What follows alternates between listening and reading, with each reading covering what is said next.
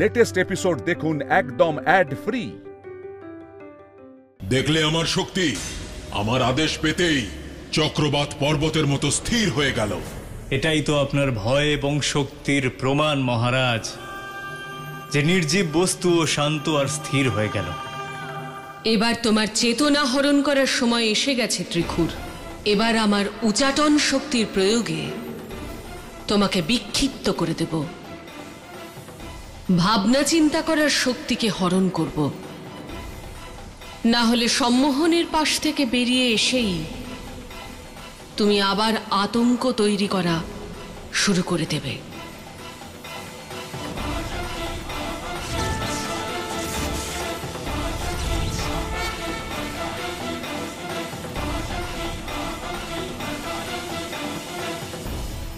কি বলেছিলে তুমি আমাকে? আমি ব্রহ্মাণ্ডের রাজা হব, কিন্তু আমি রাজা হয়ে করবটা কি? আপনি সম্মান পাবেন। এই সমগ্র ব্রহ্মাণ্ডের সব থেকে সম্মানিত মহাপুরুষ হয়ে উঠবেন আপনি।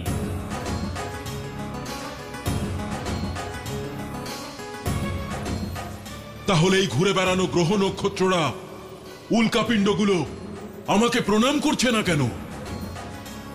থামো তোমরা সবাই, আর আমাকে প্রণাম করো। আমি রাজা এই ব্রহ্মাণ্ডের। কি হলো? এরা কেউ আমার কথা শুনছে না কেন? যদি ওরা না শোনে তাহলে ওদের শাস্তি দিন। সঠিক বলেছ তুমি। তোমরা সবাই তোমাদের রাজাকে অসম্মান করেছো, তাই তোমাদের সবাইকে আমি ধ্বংস করে দেব, ধ্বংস করে দেব। দিয়েছি ওদের শাস্তি। এবার বলো আমি কি করব? কি করব আমি এখন? পরামর্শদাতা তুমি আমার। পরামর্শ দাও আমাকে। পরামর্শই তো দিচ্ছি আপনাকে। তাহলে বলো না, এবার আমি কি করব? এবার আপনি মৃত্যু লাভ করুন। মৃত্যু লাভ করব? অর্থাৎ প্রাণ ত্যাগ করব? আজ্ঞে মহারাজ, প্রাণ ত্যাগ করে দিন। তাতে কি লাভ হবে বলো? তাতে এই লাভ যে দেহ তো নশ্বর, কিন্তু আত্মা অবিনশ্বর। মৃত্যুর পরে আপনি অমর হয়ে উঠবেন, আর এই সৃষ্টি আপনাকে কোনোদিন ভুলবে না। কিন্তু মৃত্যু লাভের উপায় কি? কিভাবে মৃত্যু লাভ করব? আমি তো মৃত্যু লাভের উপায় জানি না। তারও একটা উপায় আছে। দেবী বগলামুখীকে স্মরণ করুন আপনি। তার কাছে প্রার্থনা করুন যাতে উনি স্তম্ভন বিদ্যার দ্বারা আপনাকে মৃত্যু প্রদান করেন। প্রার্থনা অনুরোধ এসব করতে পারি না, আদেশ দেব আমি। শোনো বগলামুখী, আমি জানি না তুমি কে আর কি তোমার ক্ষমতা, কিন্তু এই পুরুষ বলছেন যে তুমি আমাকে হত্যা করতে পারো। তাই আমি ত্রিখুর, অজেয় ত্রিখুর, তোমাকে আদেশ দিচ্ছি যে শীঘ্রই আমাকে স্তম্ভিত করে হত্যা করো। ত্রিখুর, এবার তোমার অন্তের সময় এসে গেছে।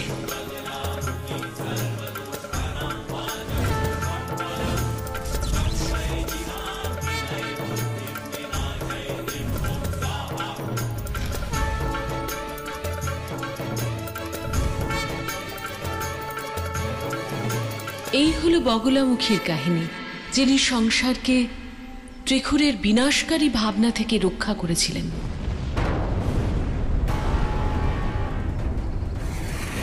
মিত্র, হঠাৎ করে এই অগ্নিবর্ষণ কোথা থেকে হচ্ছে? কি অর্থ হতে পারে এই অগ্নিবর্ষণের? এ হলো অষ্টম প্রলয়ের আরম্ভ। এই বর্ষণ কে করছে মিত্র? প্রকৃতি নাকি? না মিত্র, প্রকৃতি কখনো এত নিষ্ঠুর বা নির্মম হতে পারে না। এ নিশ্চয়ই অসুরদের দুষ্কর্ম। একে অবিলম্বে রোধ করতে হবে, না হলে সম্পূর্ণ সংসারের সৌন্দর্য নষ্ট হয়ে যাবে।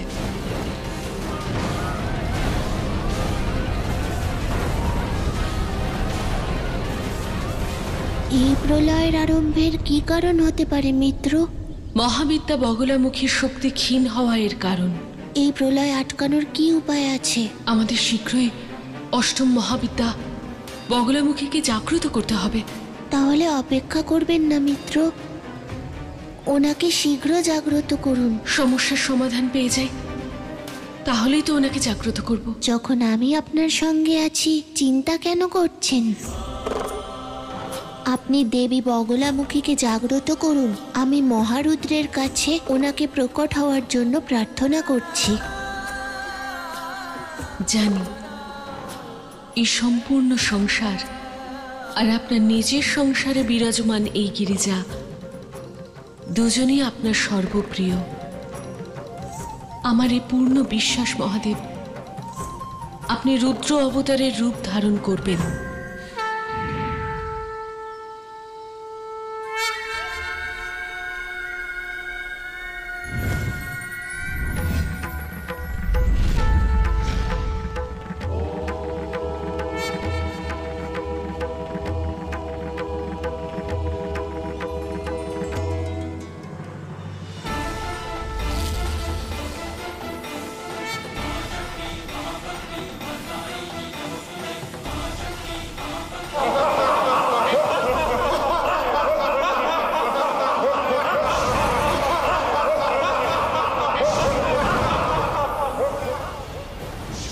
এই অসুরদের একমাত্র সমাধান স্তম্ভন এবং মারণ।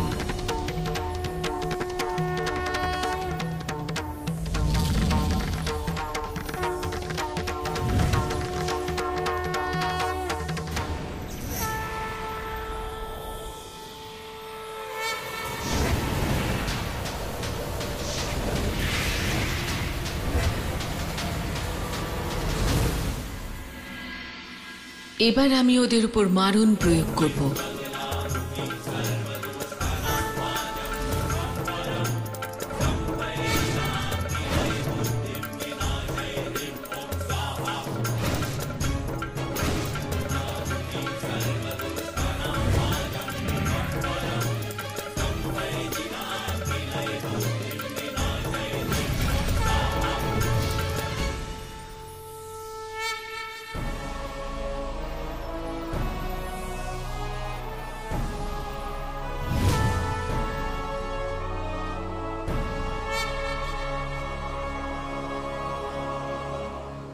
চারিদিক শান্ত আর নীরব দেখে আমার মনে হচ্ছে যে সংকট কেটে গেছে। হ্যাঁ মিত্র, আপনার ধ্যানস্থ হওয়ার কারণে এই সংকট তো দূর হলো, কিন্তু আগামী যে সংকট আসবে তা আরো বড় সংকট হবে। তা আটকানোর জন্য আমাদের কোন মহাবিদ্যাকে জাগ্রত করতে হবে মিত্র? নবম মহাবিদ্যা মাতঙ্গী আর মহাদেব মাতঙ্গকে। তাহলে আমরা যদি সময়ের পূর্বেই তাঁদের জাগ্রত করি। আপনি ঠিক বলছেন মিত্র, চলুন ওনাদের জাগ্রত করি। দাঁড়ান মিত্র, আগে আমাকে ওনার কাহিনী বিস্তার করে তো বলুন। বলছি। মহাবিদ্যা মাতঙ্গী, সুমুখী, নখশ্যামা, রাজ মাতঙ্গী, কর্ণ মাতঙ্গী আদি নামেও পরিচিত। ওনার কি কাজ মিত্র? ভারসাম্য রক্ষা করাই এনার কাজ, আর সংসারে ভারসাম্য বজায় রাখা এনার প্রাকৃতিক উদ্দেশ্য। সংসারে জীবনের উপর মৃত্যুর হস্তক্ষেপে এক ভারসাম্যর সৃষ্টি হয়েছিল। খারাপ কাজের শাস্তি আর ভালো কাজের ফল মনুষ্য তার জীবিতকালেই পাচ্ছিল।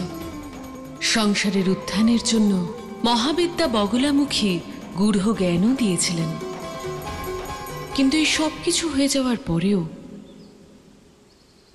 আমার আর মহাদেবের কাজ সম্পূর্ণ হয়নি মিত্র। কেন মিত্র?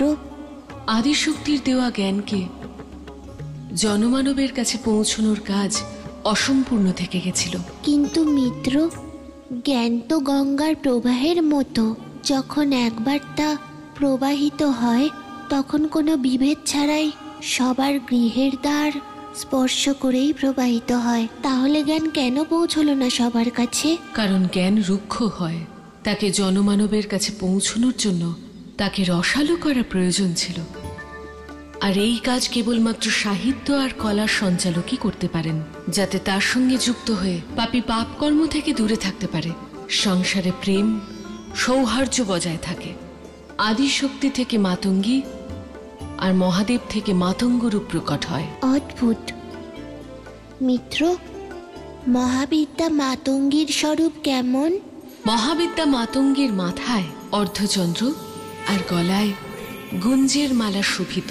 ওনার 4 হাত 3 নেত্র, তাই ওনাকে ত্রিনেত্রও বলা হয়। আর মহা অসুর শুম্ভ নিশুম্ভকে বধ করার জন্য দেবী মাতঙ্গীর শরীর থেকেই মা কৌশিকীর জন্ম হয়েছিল।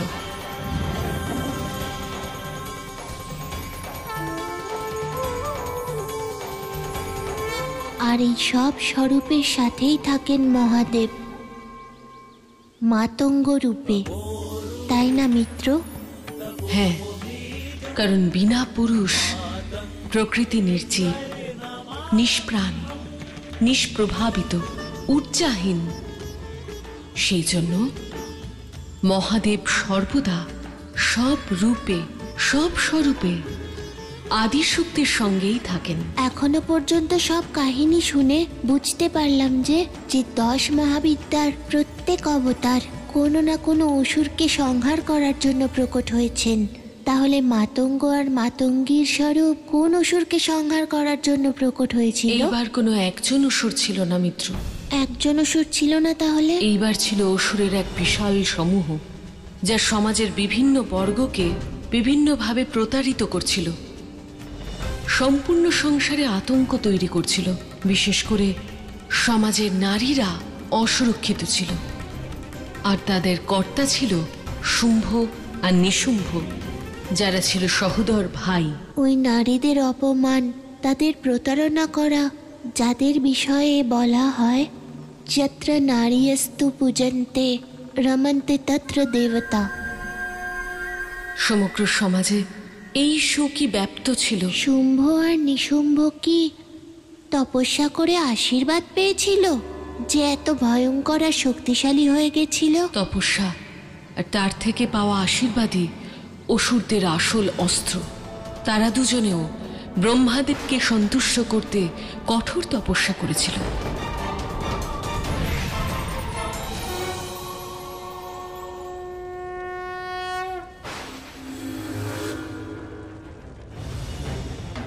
প্রণাম প্রণাম ব্রহ্মাদেব। ব্রহ্মাদেব।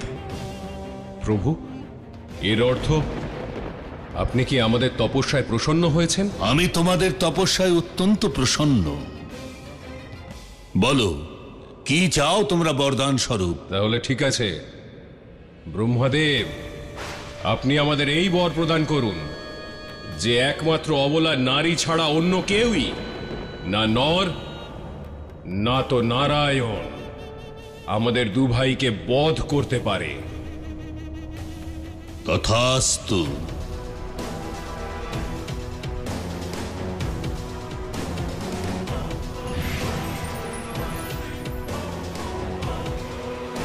নিশুম্ভ, এবার অসুরদের বিশাল সৈন্য তৈরি করো, একত্রিত করো সব অসুরদের, আর ত্রিলোকের ওপর আক্রমণের প্রস্তুতি নাও। দিকে দিকে ছড়িয়ে পড়ো আর সূচনা দাও সমস্ত দেবতাদের যে আমরা আসছি আমাদের বিজয় ধ্বজা ওড়াতে।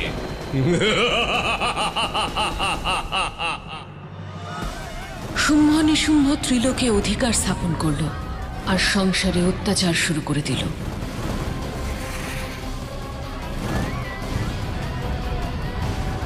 যাতে ভয় পেয়ে সমস্ত দেব দেবী একসঙ্গে তাদের হাত থেকে মুক্তি পেতে মাতঙ্গ আর মাতঙ্গীর শরণে গেলেন।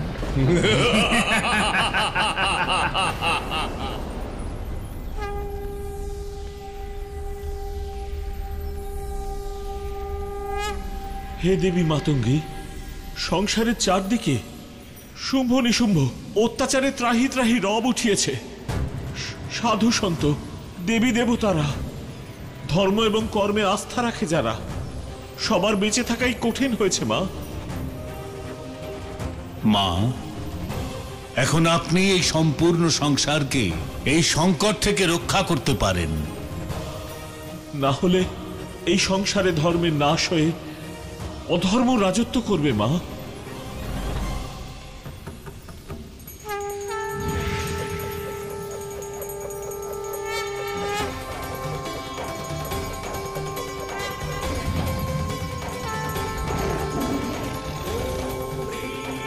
দেবতাগণ চিন্তামুক্ত হন। আমি কৌশিকী শুম্ভ নিশুম্ভ আর অন্যান্য অসুরদের সংহার করে সংসারকে তাদের অত্যাচারের হাত থেকে রক্ষা করব। অধর্মের বিনাশ হবে আর ধর্মের স্থাপন হবে। আমি আমার ধাম বিন্ধ্যাচলে বাস করব, আর সেখানে থেকেই অসুরদের সর্বনাশ করব।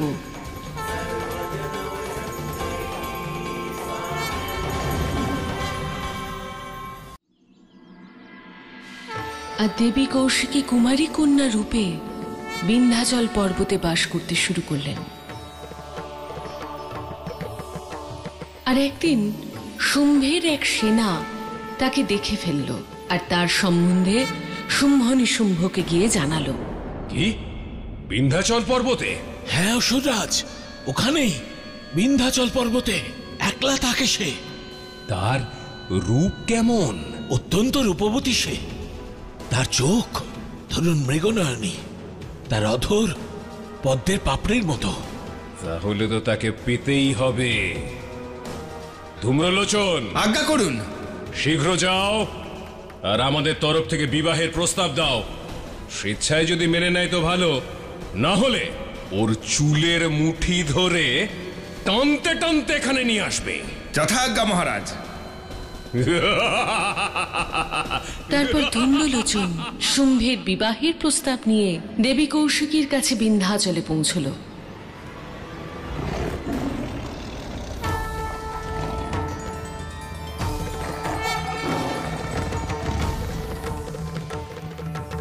হে সুন্দরী, আমি মহাপরাক্রমী বলশালী ত্রিলোক বিজেতা অসুররাজ শুম্ভের দূত হয়ে এসেছি। আপনার কাছে ওনার প্রস্তাব নিয়ে এসেছি। কি প্রস্তাব নিয়ে এসেছো? উনি আপনাকে বিবাহের প্রস্তাব পাঠিয়েছেন। আপনাদের দুজনের জুটি জগৎ সংসারে অদ্বিতীয় হয়ে থাকবে। আসুন আমার সাথে, ওনাকে বিবাহ করুন।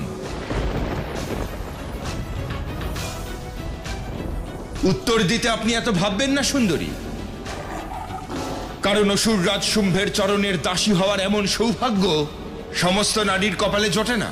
তা না হলে উনি যদি চাইতেন, আপনার মতো অহংকারী নারীকে চুল ধরে টেনে জোর করে নিয়ে যেতে পারতেন।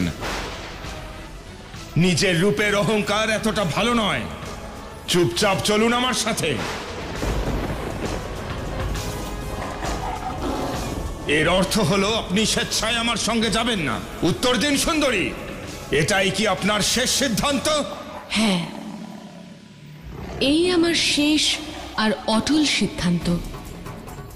যাও, গিয়ে বলে দাও তোমার বলশালী অসুর শুম্ভকে, যদি সে সত্যিই বীর পুরুষ হয় তাহলে এখানে আসুক আর আমার সাথে যুদ্ধ করুক, আর আমাকে পরাস্ত করুক যুদ্ধে। তবেই সে আমাকে বিবাহ করতে পারবে।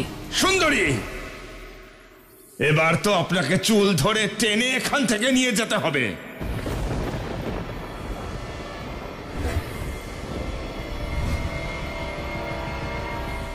অসুর সৈন্যগণ, এই অহংকারী নারীকে বন্দী করো আর টেনে নিয়ে চলো আমাদের অসুর রাজের কাছে।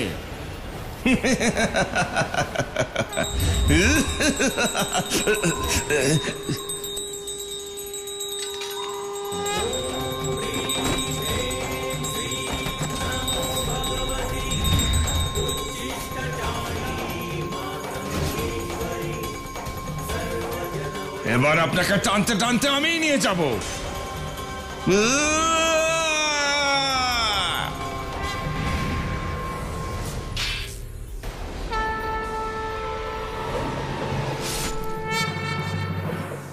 সভাসদগণ, বিবাহ মণ্ডপ সাজাও, উৎসবের প্রস্তুতি নাও।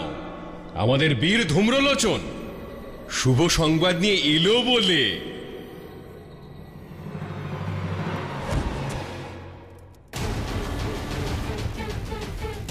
মহারাজ, উনি সংবাদ পাঠিয়েছেন। ওনাকে বিবাহ করতে চাইলে আপনাকে ওনাকে যুদ্ধে পরাস্ত করতে হবে। এক নারী হয়ে আমাকে যুদ্ধে আহ্বান, আমাকে, মহাবলশালী মহাপরাক্রমী শুম্ভকে? ওর এত দুঃসাহস! দুঃসাহসী! এবার তোমায় বন্দী হয়ে এখানে আসতে হবে, আর আমার পায়ে ধরে নিজের প্রাণ ভিক্ষা চাইতে হবে। চণ্ডমুণ্ড রক্তবীজ, সমস্ত সৈন্য নিয়ে যাও, আর ওই অহংকারিনীর চুলের মুঠি ধরে আমার পদানত করো।